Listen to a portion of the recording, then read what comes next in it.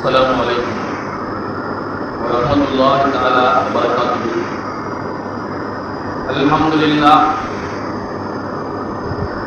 لله نحمده ونستعينه ونستغفره ونؤمن به ونتوكل عليه ونعوذ بالله من شرور أنفسنا ومن سيئات أعمالنا. من يهده الله فلا مضل له ومن يضلل فلا هادي له. ونشهد أن لا إله إلا الله وحده لا شريك له ونشهد أن سيدنا مولانا محمدا عبده ورسوله. أما بعد فقد قال الله تعالى في القرآن الكريم وفي القرآن المجيد: أعوذ بالله من الشيطان الرجيم. بفضل بسم الله الرحمن الرحيم.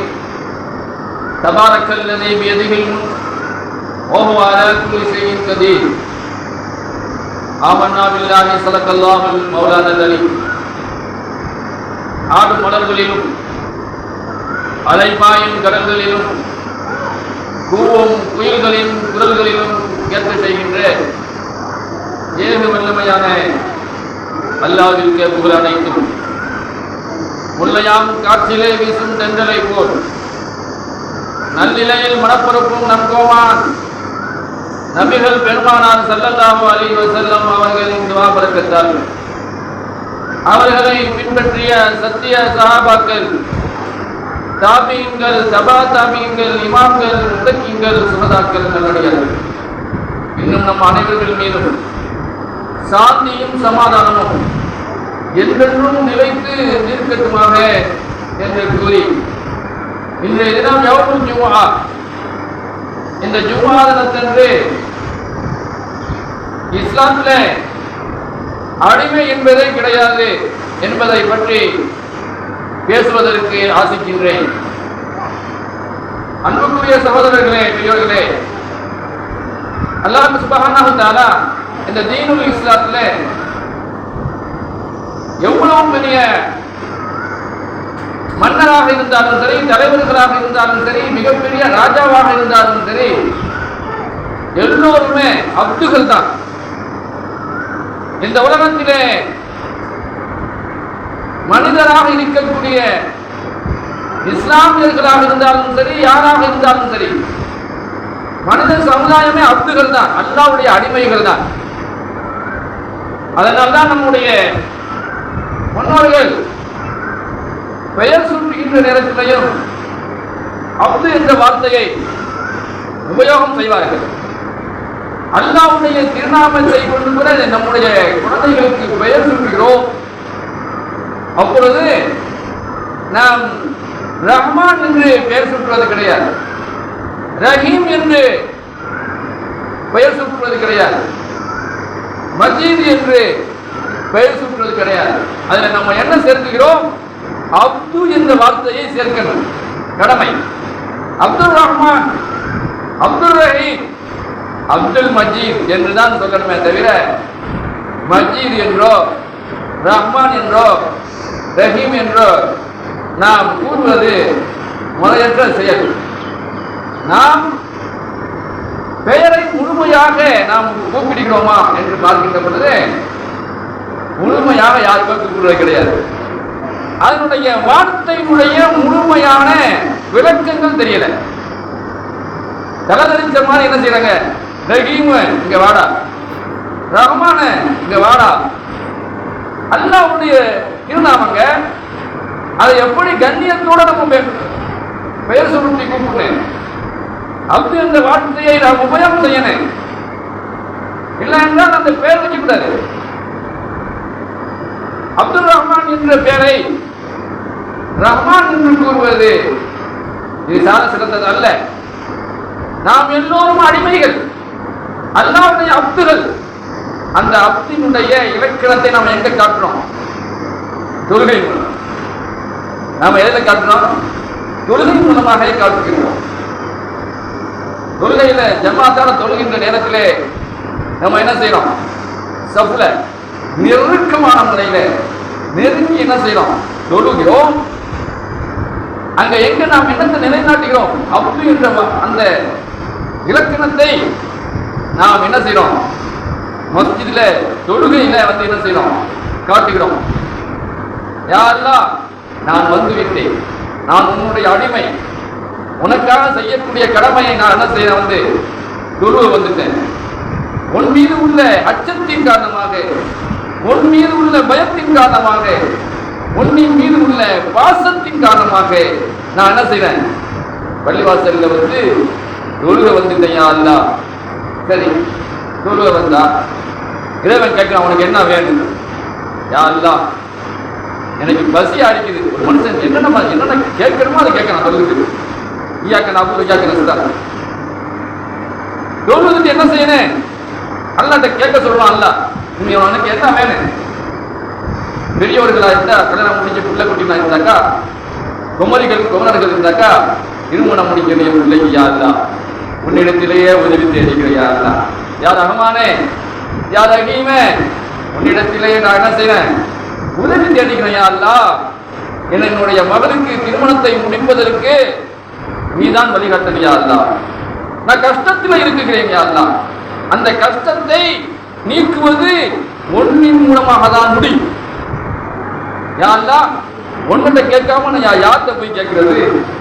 யா அல்லாஹ், நீ தான் படைத்த பெரியவன், ரப்புல் ஆலமீன், உலகத்தாரை எல்லாம் படைத்து வளர்க்கக்கூடியவன். யா அல்லாஹ், உன்னிடத்திலேயே நான் என்ன செய்யறேன்? நான் தொழுதுக்கு வந்து துவா கேட்கிறேன். நான் ஒரு அடிமை தான். யா அல்லாஹ், நானும் உன்னுடைய அடிமை. இந்த வையகத்திலே மனிதனுக்கு அடிமை கிடையாது. அல்லாஹ் அழகாக குறிப்பிட்டு காட்டுகிறான். தபாரக்கல்லதி பியதில் முல்கு வஹுவலா குல்லி ஷைஇன் கதீர். எவனுடைய கையில அரசாட்சி இருக்கிறதோ அவனே உயர்ந்து விட்டான். அப்ப அரசாட்சி யாரிடத்துல இருக்கீங்க? அல்லாஹ் இடத்துல இருக்கிறது. அவன் தான் உலகத்தை இயக்கிக் கொண்டிருக்கிறான். உலகமே அவனுடைய பார்வையில் இருக்கிறது. அப்படி இருக்கின்ற நேரத்திலே இந்த உலகத்திலே மனிதனுக்கு அடிமை கிடையாது.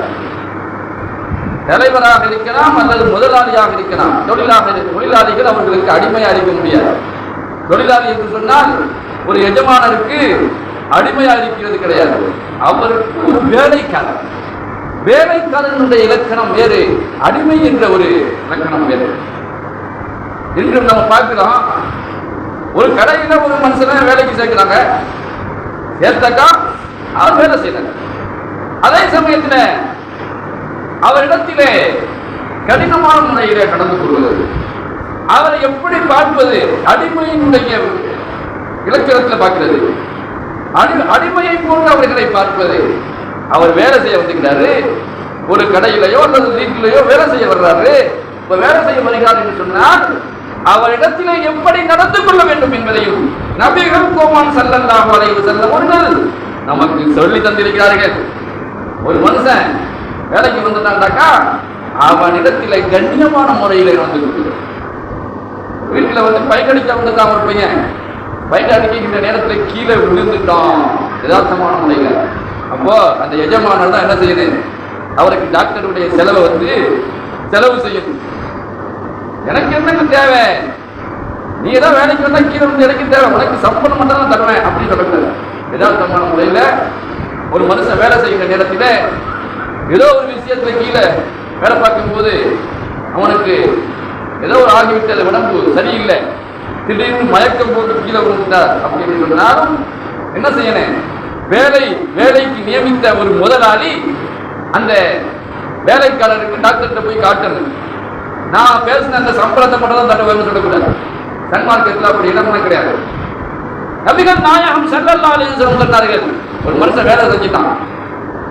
வேலை செஞ்சு முடிஞ்சு கரெக்டா காலையில் 9 மணிக்கு வந்தான், மாலையில் 6 மணிக்கு கரையேறலாம். அப்போ முதலாளி எனக்கு இல்லை அந்த சம்பளத்தை தாங்க, சம்பளமா நாளைக்கு வா அப்படின்னு சொல்லக்கூடாது. உடனடியாக கொடுக்க வேண்டும் என்று நபிகள் நாயகம் ஸல்லல்லாஹு அலைஹி வஸல்லம் சொன்னார்கள். அதுவும் எப்படி சொன்னார்கள்? அந்த மனிதனுடைய வேர்வை துளி உணர்வதற்கு முன்னாலே கொடுக்கிறது. நபிகள் நாயகம் ஸல்லல்லாஹு அலைஹி வஸல்லம் அப்படி சொல்லிக்கிறாங்க. இப்ப நம்ம சில முதலாளிகளை நம்ம பார்க்கிறோம். ஒரு மனுஷன் வேலைக்கு வந்தாக்கா அவனை ஏளனமாக பார்க்கிறது, அவனை வந்து ரொம்ப கண்ணோட்டத்தில் பார்க்கிறது, அவனை ரொம்ப கேவலமான முறையில் நினைப்பது, இதை இஸ்லாம் தடுக்கிறது. நாயகம் ஸல்லல்லாஹு அலைஹி வஸல்லம் அவர்கள் வேலைக்காரர்களிடத்திலே எப்படி நடந்து கொள்ள வேண்டும் என்பதையும் நபிகள் பெருமானார் ஸல்லல்லாஹு அலைஹி வஸல்லம் அவர்கள் நமக்கு சொல்லி தந்திருக்கிறார். அதன் பிறகு நம்ம நடக்கிறோமா? 100% நடக்கிறோம். 80% என்ன செய்றாங்க? அவர்களை அல்லல் பட வைக்கிறது, வேலையை வாங்கிட்டு சம்பளத்தை ஒழுங்கா கொடுக்கிறது இல்லை. நபிகள் பெருமானார் ஸல்லல்லாஹு அலைஹி வஸல்லம் அவர்கள் இந்த விஷயத்திலே மிகவும் கடிந்து சொல்லியிருக்கார். ஒரு மனுஷன் வேலை பார்க்கிறான்னு சொன்னாக்கா அந்த மனுஷனுக்கு எந்த அளவுக்கு சீக்கிரமாக அவனுடைய தொகையை, கிரைய தொகையை, வேலை செஞ்ச தொகையை, வேலை பார்த்த தொகையை என்ன செய்யணும்? கொடுத்துடும். அதுதான் சாரசினத்தது. நபிகள் பெருமானார் ஸல்லல்லாஹு அலைஹி வஸல்லம் அவர் காலகட்டத்தில் இந்த இஸ்லாத்திற்காக இன்னுயிரை நீத்த அம்மார் இப்னு யாசிர் ரலியல்லாஹு அன்ஹு, அம்மார் இப்னு யாசிர் ரலியல்லாஹு அன்ஹு மிகப்பெரிய ஏழை. அவர்களை யூதர்களும் கிறிஸ்தவர்களும் மற்ற குஃபார்கள் எல்லாம் அவர்களுக்கு மிகப்பெரிய நோவினையை கொடுத்தாங்க. அம்மார் இப்னு யாசிர் ரலியல்லாஹு அன்ஹு இஸ்லாத்திலே ஏழைகளில் முதன்மையாக வந்தவர்கள் இஸ்லாத்தில். இஸ்லாத்திற்காக இன்னுயிரை கொடுத்தவர்கள். ஒரு தடவை அல்லாஹ்வுடைய ஓரிட கொள்கையை மக்களுக்கு சொல்லிக் கொண்டிருக்கிற நேரத்தில் அந்த குஃபார்கள் அகதுன்னு சொல்லக்கூடாது, அகதுன்னு சொன்னா அவனை என்ன செய்வான்? மிகப்பெரிய தண்டனை இல்லை. நான் அகதுன்னு சொல்றேன், அல்லாஹ் ஒருவன் இருக்குகிறான் என்பதை நான் ஆணித்தனமாக சொல்வேன் என்று சொன்னார். அதன் காரணமாக அவர்களுக்கு கொடுத்த இன்னல்களை எவ்வளவு தெரியுமா? பாலைவனத்திற்கு கொண்டு போய் இழுத்துட்டு போய் அவர்களை சுடு மணலில் போட்டு அவர்களை மல்லாக்க போட்டு 2 குதிரையை கொண்டு வந்தார்கள். 2 குதிரை மல்லாக்க போட்டு 2 குதிரையை கொண்டு வந்து அம்மார் இப்னு யாசிர் ரலியல்லாஹு அன்ஹுடைய 2 கால்களுக்கு மத்தியில் நிப்பாட்டினாங்க. 2 கால்களுக்கு மத்தியில் நிப்பாட்டி 2 கயிறுகளையும் 2 குதிரையுடைய காலில் கட்டி அம்மார் இப்னு யாசிர் ரலியல்லாஹு அன்ஹு அவர்களுடைய வலது பக்கத்தில் ஒரு கயிறை கட்டினார்கள். வலது பக்கத்தில் இருக்கக்கூடிய குதிரையினுடைய அந்த காலில் கட்டினாங்க. இடது பக்கம் இருக்கக்கூடிய அந்த காலில் அம்மார் இப்னு யாசிர் ரலியல்லாஹு அன்ஹு ஒரு கயிறை கட்டினார்கள். இடது பக்கம் இருக்கக்கூடிய அந்த குதிரையினுடைய காலில் கட்டி ஒரு பக்கம் வலது பக்கம் நிற்கிறது குதிரை, இன்னொரு குதிரை இடது பக்கம் நிற்கிறது. அம்மார் இப்னு யாசிர் ரலியல்லாஹு தஆலா அவர்களுடைய 2 கால்களிலும் 2 கயிறுகள் கட்டப்பட்டிருக்கிறது. அப்போ சாதாரணமான முறையில் ஒரு ஆட்டையோ மாட்டையோ குதிரையோ வாழ முடித்து விட்ட கட்டணம் விரண்டு ஓடும். அப்போ இந்த வாளை முறுக்கி விடுகிறார்கள். குதிரையினுடைய வாளை முறுக்கி விட்ட மாத்திரத்திலே அந்த குதிரையாகப்பட்டது எப்படி செஞ்சுச்சு? விரண்டு ஓடுச்சு. அப்ப வலது பக்கம் இருக்கக்கூடிய குதிரையும் இப்படி முடிச்சு விட்டாங்க, இடது பக்கம் இருக்கக்கூடிய குதிரையினுடைய வாளையும் என்ன செஞ்சாங்க? முடிச்சு விட்டவுடனே அம்மார் இப்னு யாசிர் ரலியல்லாஹு அன்ஹுடைய உடல் சின்ன பின்னமாக சிதைக்கப்பட்டது. அப்படி இருந்தும் அகது அகது என்று சொன்னாங்க. அல்லாஹ் ஒருவன் என்பதை ஆணித்தனமான முறையிலே அம்மார் இப்னு யாசிர் ரலியல்லாஹு அன்ஹு அவர்களுடைய வாயில் வந்தது அகது அகது. இஸ்லாத்திற்காக இன்னுயிரை கொடுத்தவர்கள். அன்புக்குரியவர்களே, இந்த உலகத்திலே நபிகள் நாயகம் ஸல்லல்லாஹு அலைஹி வஸல்லம் சொன்னார்கள், யாரும் அடிமை கிடையாது உலகத்தில். அடிமை உலகத்தில் கிடையாது. பிலால் ரலியல்லாஹு அன்ஹு நீக்ரோயினத்தில் சேர்ந்தவங்க, அவங்க ஒரு கருப்பது அப்படின்னா ஏனைய சஹாபாக்கள் தான் சொன்னாங்க. ஏனைய சஹாபாக்கள் பிலால் ரலியல்லாஹு அன்ஹு அவர்களை ஏளனமாக கருதினார். அப்பொழுது பெருமானார் ஸல்லல்லாஹு அலைஹி வஸல்லம் சொன்னார்கள், சொர்க்கத்திலே முதன்மையான முறையில் எல்லாரையும் விட அவருடைய தலை என்ன செய்யும்? மேலோக்கி இருக்கும் என்று சொன்னார்கள். அந்த அளவுக்கு அந்தஸ்திலே மிகப்பெரிய அந்தஸ்து உடையவர்களாக அவர்கள் இருப்பார்கள். அவர்கள் யாரு தெரியுமா? சஹாபாக்கள் கேட்பார்கள். எல்லாரும் புரிஞ்சாங்க. யார் நம்மளை சொல்வார்களோ பெரிய பெரிய சஹாபாக்கள், எந்தெந்த சஹாபாக்கள் நினைப்பார்கள். நபிகள் பெருமானார் ஸல்லல்லாஹு அலைஹி வஸல்லம் அவர்கள் உண்மையாக சொல்ல போறாங்க. இறுதியாக சொன்னார்கள் பெருமானார் ஸல்லல்லாஹு அலைஹி வஸல்லம் அவர்கள், அவர்தான் பிலால். சொர்க்கத்தில் சொர்க்கத்திலே அவருடைய தலை உயர்த்தப்பட்டிருக்கும். எல்லோருடைய தலையையும் விட அவருடைய தலை உயர்த்தப்பட்டிருக்கும், மேலோங்கி இருக்கும் என்று சொன்னார்கள். அப்பா எல்லோரும் எல்லா சஹாபாக்களும் என்ன செஞ்சாங்க? முடிச்சாங்க. அப்படியே நம்ம சாதாரணமா அவரை நினைச்சோம். பிலால் ரலியல்லாஹு தஆலா அவர்களை சாதாரணமாக நம்ம ஏளனமாக நினைச்சோம். நபிகள் பெருமானார் ஸல்லல்லாஹு அலைஹி வஸல்லம் அவர்கள் பிலால் ரலியல்லாஹு அவர்களுக்கு இவ்வளவு பெரிய சிறப்பை கொடுத்துக்கிறாங்களே. அப்பதான் சொன்னாங்க, இந்த வையகத்துல, இந்த பூமியில, உலகத்துல யாருமே அடிமையே கிடையாது. மனிதன் மனிதனுக்கு அடிமையே கிடையாது. இந்த நேரம் சஹாபாக்களை என்ன செஞ்சாங்க? நபிகள் பெருமானார் ஸல்லல்லாஹு அலைஹி வஸல்லம் அவர்கள் விலைக்கு வாங்கி உரிமை விட்டாங்க. யூதர்களிடத்தில் சில சஹாபாக்கள் என்ன செய்வாங்க? வேலைக்காரராக அடிமையாக இருந்தாங்க ஒவ்வொரு தொகுலையும். அப்ப நபிகள் பெருமானார் ஸல்லல்லாஹு அலைஹி வஸல்லம் அவர்களை என்ன செஞ்சாங்க? விலைக்கு வாங்கி உரிமை விட்டாங்க. இனிமே யாருக்கும் அடிமை கிடையாது. இந்த உலகத்துல இனிமே அடிமையே கிடையாது. உலகத்துல மனிதன் மனிதனுக்கு அடிமையே கிடையாது. அல்லாஹ்வுக்கு மாத்திரம்தான் அடிமை. நாம் எல்லோரும் அப்துகள் தான். அப்தினுடைய அந்த இலக்கணத்தை தொழுகையில் நம்ம காட்டுறோம். அதனால்தான் இன்றைய வரைக்கும் நம்ம என்ன செய்யறோம்? அப்து என்ற வார்த்தையை உபயோகம் செய்கிறோம். அப்படின்னு என்ன செய்யறோம்? பெயர் நாமம் சுற்றி நாம் அடிமை என்பதை பெயர் மூலமாக நம்ம காட்டுகிறோம். அன்புக்குரியவர்களே, நபிகள் பெருமானார் ஸல்லல்லாஹு அலைஹி வஸல்லம் அவர்கள் காலகட்டத்திலே பல்வேறு நிகழ்வுகள் நிகழ்ந்திருக்கிறது. என்ன நிகழ்வுங்க? எத்தனையோ சஹாபாக்கள் நினைச்சுட்டு இருந்தாங்க, நாங்க தான் இனத்தால பிரிந்து, நாங்க கோத்திரத்தால பிரிந்து அப்படின்னா நினைச்சிட்டு இருந்தாங்க. அவர்களை எல்லாம் தவிடுபடியாக அவர்களுடைய எண்ணத்தை எல்லாம் கலைத்தார்கள் நபிகள் பெருமானார்.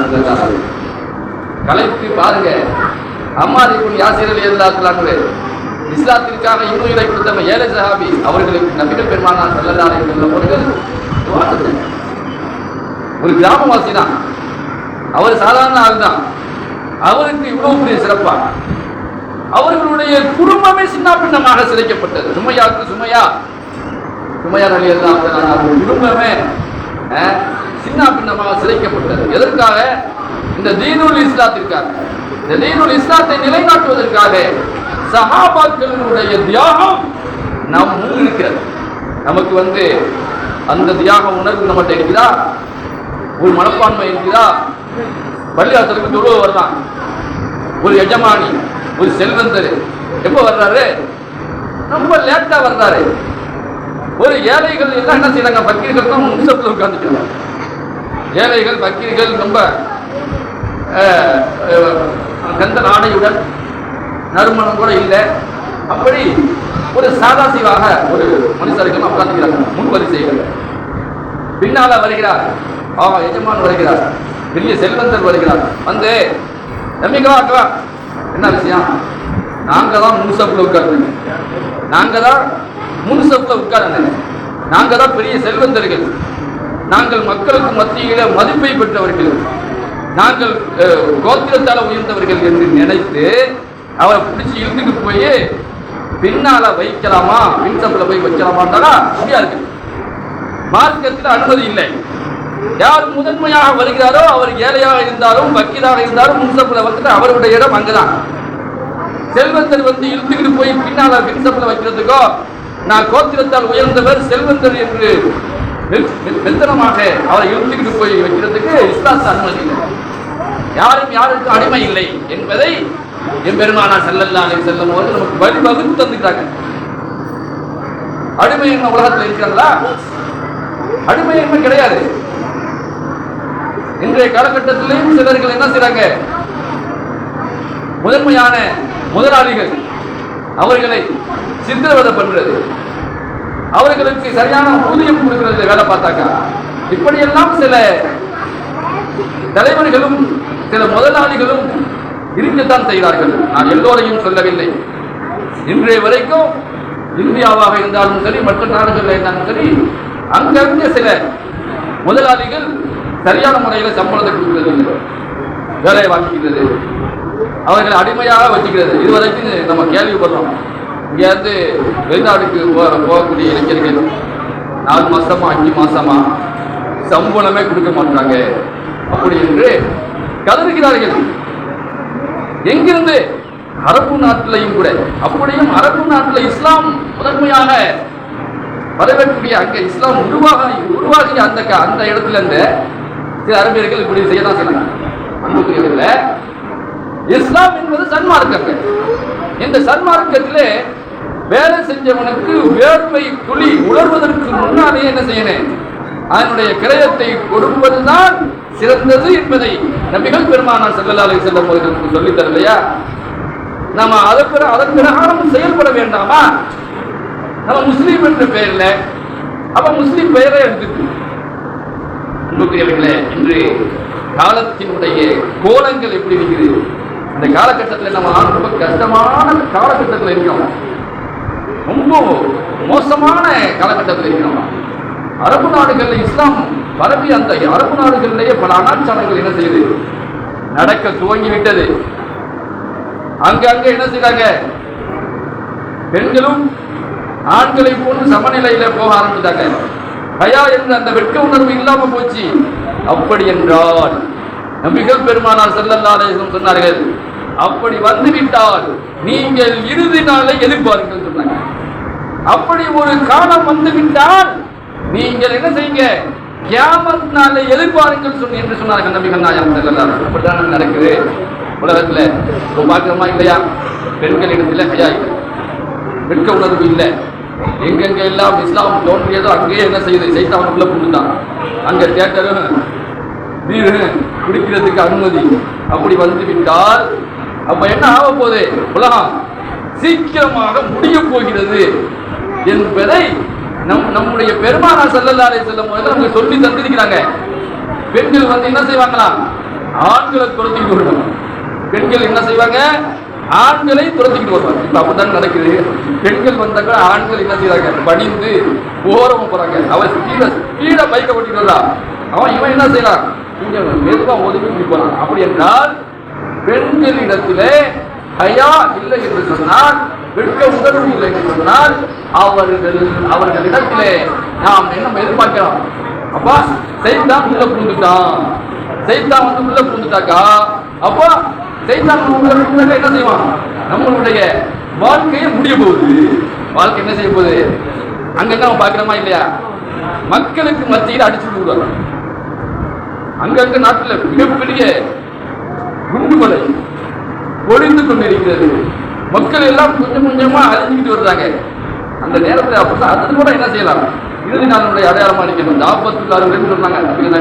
தாபத்துள்ளார்கள் ஒரு மிருகம் வருமா? அதை நான் பார்க்கல. அது வந்துட்டா முடிஞ்சு. தாபத்துள்ளார்கள் ஒரு மிகப்பெரிய ஒரு மிருகம் வர, அந்த மிருகம் பெருமை அடித்துக் கொண்டிருக்கக்கூடிய மனிதர்களை என்ன செய்வான்? அப்படியே முழுங்கிமாக, அப்படியே முழுங்கிவிடும். அது பேசும். அந்த தாபத்துள்ளார்கள் என்ன செய்ய? அந்த மிருகம் மனிதர்களுக்குள்ள பேசுமா? அப்படிப்பட்ட தாபத்துள் அது வந்துட்டா, அந்த மிருகம் வந்துட்டாவ இறுதி காலம் வந்துருச்சு. ஒரு நாள் அது வந்திருக்கலாம். அப்படி சூழ்நிலை தான் இருக்குது இந்த காலகட்டத்தில் பார்க்கிறோம். ஏனென்றா பெரியவர்கள் சிறியவர்களை என்ன செய்யறதில்லை? கண்ணியம் கொடுக்கிறது. சிறியவர்கள் பெரியவர்களுக்கு என்ன செய்யறது இல்லை? மரியாதை கொடுக்கிறது இல்லை. ஒரு மனுஷன் வந்து ஒரு பெரியவர் வந்து அப்பா வந்து மகன்கிட்ட ஒரு ரசிகத்தை செய்யறாருனாக்கா அந்த செய்தியை முழுமையா அவன் கேட்கிறான்னா, அதன்படி செயல்படுத்துறான்னா இல்லை. ஒரு காலத்துல என்ன, ஒரு 30 வருஷத்துக்கு முன்னால அப்பா உமா என்ன சொல்றாங்களோ அதை அப்படியே கேட்பாங்க. இன்றைய காலகட்டத்தில் இளைஞர்கள் பாப்பா உமா சொல்றது அதிகமாக கேட்கறதே இல்லை. அவர்களுடைய செயல்மிருகம் தான் செயலாட்டிக் கொண்டிருக்கிறார்கள். தாத்தா அப்ப நல்லதுதான் செய்ய சொல்லுவாங்க. ஒரு தந்தையோ தாயோ என்ன செய்வாங்க? தன்னுடைய குழந்தை மீது அக்கறை காட்டிதான் சில விஷயங்கள் சொல்லுவாங்க. அப்போ சொல்லக்கூடிய அந்த சொற்களை கேட்காம நாம நடந்துக்கிட்டாக்கா நமக்கு பின்விளைவை என்ன செய்யும்? சந்திக்கணும். பின்விளைவை நிச்சயமா சந்திக்கணும். ஏனென்றால் நாம் வந்து அந்த ரத்தத்தினுடைய அந்த சட்டை நல்லா ஓடிக்கிட்டு, நல்ல ரத்தம் ஓடிக்கிட்டு, அது வரைக்கும் என்ன செய்யலாம்? கத்தலாம், நல்லா தாங்க பேசலாம். ஆனா அவனுக்கு ஒரு திடீர்னு வந்து என்ன செய்யப்படுது?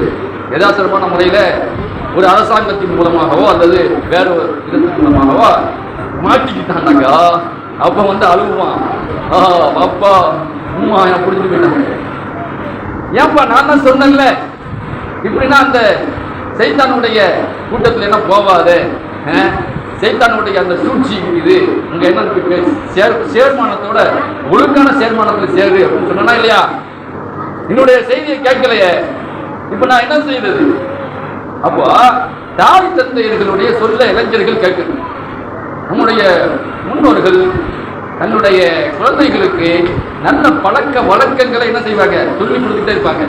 அதனால அந்த குழந்தை பிறந்தவுடனே தாளாட்டக்கூடிய நேரத்திலையும் கூட நம்ம என்ன செய்வோம், லாயிலாக இல்லல்லா லாயிலாக இல்லல்லா என்ன செய்வோம், தாளாட்டுவோம். இப்ப அப்படி இல்லை, நல்ல ஒரு ஜிந்தா பாட்டு, அந்த பாட்டை போட்டுக்கிட்டு என்ன செய்றாங்க, தாளாட்டுறாங்க. அப்ப அந்த பிச்சர குழந்தையினுடைய மனசு அதுவும் பதியுது அந்த பாட்டு. இது போன்ற அனாச்சாரமான பாட்டுகள் அதை என்ன பாதிப்பு சில பேர்கள் தாளாட்டுறாங்க. அப்ப அந்த குழந்தைக்கு வந்து என்ன செஞ்சது, அந்த கெட்ட விஷயங்கள் குடிக்குளிக்கிறது. நாளடைவில் அவனுக்கு என்ன செய்யப்படுது, மிகப்பெரிய மோசமான பையனா போயிடுறான். பொம்பளை பிள்ளையா இருந்தாலும் சரி, ஆம்பளை பிள்ளையா இருந்தாலும் சரி. கடைசியில வந்து இறுதியாக செல்போன் சீரழிவு வந்தது. செல்போன் எப்போ வந்துச்சா அப்போ சீரழிவு வந்துச்சு. செல்போன் வந்ததுல தான் 140-50% இளைஞர்களும் இளைஞிகளும் கெட்டு போவதற்கு முக்கியமானதாக செல்போன். நான் சொல்லல, கணக்கெடுப்புல சில பேப்பர்கள் நான் பார்த்தேன், 40-50% இளைஞர்களும் இளைஞிகளும் என்ன செஞ்சுக்கிறாங்க, செல்போன் மூலமாக பல பிரச்சனைகள் அவர்களுக்கு ஏற்படுகிறது. என்ன செய்யறாங்க, பாட்டு பாடுற மாதிரி கல்யாணத்தை கட்டிக்கிட்டு ஓடி போகலாமா, பாட்டை எல்லாம் பார்த்து கேட்டாக்கா என்ன ஆகும், கல்யாணத்தை கட்டிக்கிட்டு அதுக்கு பிறகு புள்ள பத்துக்குவோம், இல்லை புள்ள பத்துக்கிட்டு கல்யாணத்தை கட்டிக்குவோம் அப்படின்னா பாட்டு பாடுறாங்க. அப்ப அந்த இளைஞர்களுடைய மனசில் வந்து என்ன செய்யுது, பதிஞ்சிருக்கு. என்ன சாதாரணமாக நடத்திட்டு போயிட்டாங்க. அதுக்கு பிறகு நாம விட்டுட்டு போயிட்டாக்கா அழுது புலம்பிக்கிட்டு என்ன செய்யறாங்க, ஜமாத்துக்கு கோர்ட்டுக்கும் அழைக்கும். அன்புக்குரியவர்களே, நாம் இந்த உலகத்திலே நல்லவர்களாக வல்லவர்களாக வாழ வேண்டும் என்று சொன்னால் இஸ்லாம் சொல்லக்கூடிய சன்மார்க்கத்தின் பிரகாரம் நடக்கிறது. இஸ்லாம் பல விஷயங்களுக்கு நமக்கு முக்கியத்துவம் கொடுக்கிறது, முக்கியமான விஷயத்தை போதிக்கிறது. அடிமையா இருக்கக்கூடாதுங்க யாரும், உலகத்துல யாரும் யாருக்கும் அடிமையா இருக்கக்கூடாது என்று இஸ்லாம் சொல்லுது. அதே மாதிரி நம்ம செயலாற்றுகிறோமா, எல்லாரையும் ஒரே மனுஷனாக நம்ம பார்க்கிறோமா, மனுஷனுக்கு மதிக்க மாட்டான். பணம் இருந்தா மதிக்கிறான், காசு பணம் இல்லைன்னா அவனை மிதிக்கிறான். உடனே உலகத்துல பார்க்கிறோம், பசை இருந்தா ஒட்டுது, பசை இல்லைன்னாக்கா அது ஒட்டாதுங்க. இன்று சொந்த பந்தத்துக்குள்ளே கூட பார்க்கிறோம், சொந்த பந்தத்துல பசை இருந்தா ஒட்டு, சகோதரராக இருப்பாங்க, சகோதரிகளாக இருப்பாங்க. அதாவது கேட்கிறாங்க, அவங்க சகோதரி வீட்டுல கல்யாணங்க, சகோதரருக்கு தெரியல, ஏன்னா அவர்கிட்ட பசை இல்லை, பணம் இல்லை, அதனால அவரை ஒதுக்கிடுது. அப்படியா இஸ்லாம் சொல்லுது, சன்மார்க்கத்தில் அப்படியே சொல்லப்படுகிறது. இப்ப அவர்களை எல்லாம் வந்து ஏகமா நம்ம என்ன செய்யக்கூடாது, சொந்த பந்தத்தை முறித்து வாழ்பவன் சொர்க்கம் செல்ல மாட்டான் என்பதை நபிகள் நாயகம் ஸல்லல்லாஹு அலைஹி வஸல்லம் அவர்கள் சொல்லலையா? அன்புக்குரியவர்களே, நம்ம வந்து இந்த உலகத்துல வந்து விட்டோம், பிறந்து விட்டோம். இந்த வையகத்துல நபிமார்கள் வந்து நல்ல விஷயங்களை சொல்லிக்கிறாங்க, உலமாக்கள் நல்ல விஷயங்களை சொல்றாங்க, அதெல்லாம் கேட்டு நம்ம நடந்தாக்க மறுமையில நம்ம என்ன செய்வோம், சீதவிகளாக இருந்து என்ன செய்யலாம், மறுமையில நல்ல சொர்க்கத்தை அடையலாம். சொர்க்கத்தை அடைவதற்கு நமக்கு பல்வேறு வழிகள் இருக்கிறது. அதில் நாம் மனிதனாக நம்ம என்ன செய்யணும், மதிக்கணும். அதை வந்து முதல்ல தெரிஞ்சுக்கணும். அவன் ஏழை, நான் மதிக்க மாட்டேன். அவன் சாதாரண மனுஷன், அவனை மதிக்க மாட்டேன். அவன்கிட்ட பணம் இல்லை, மதிக்க மாட்டேன் அப்படின்னா இருக்காம, நபிகள் பெருமானார் ஸல்லல்லாஹு அலைஹி வஸல்லம் அவர்கள் இந்த உலகத்தில் எளிமையாக எப்படி வாழ்ந்தார்களோ, அடிமையாக இருந்தவர்களை எல்லாம் நபிகள் பெருமானார் ஸல்லல்லாஹு அலைஹி வஸல்லம் அவர்கள் விலைக்கு வாங்கி உரிமை விட்டு இந்த உலகத்தில் இன்னும் அடிமையே கிடையாது என்பதை நபிகள் நாயகம் ஸல்லல்லாஹு அலைஹி வஸல்லம் அவர்கள் நம்முடைய சன்மார்க்கத்திலே சொல்லி தந்திருக்கிறார்கள், செய்தும் காட்டியிருக்கிறார்கள். அன்புக்குரியவர்களே, அப்படிப்பட்ட இந்த வையகத்திலே நாம் நல்லவர்களாக நல்ல மனிதர்களாக இந்த உலகத்தில் வாழக்கூடியவர்களாக நம் அனைவர்களையும் அந்த ஆட்சியம் புரிவானாக. நமது சேனலில் விளம்பரங்களுக்கு sunnaatruth@gmail.com